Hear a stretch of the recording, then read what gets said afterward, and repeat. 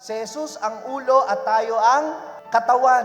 Kaya dapat tinatanggap din natin ng buong buo ang simbahan. Kahit na ito kung minsan ay hindi perpekto.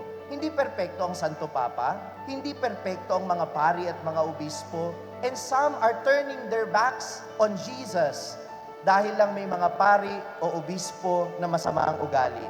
O dahil may mga laiko na ang tatalim ng mga dila.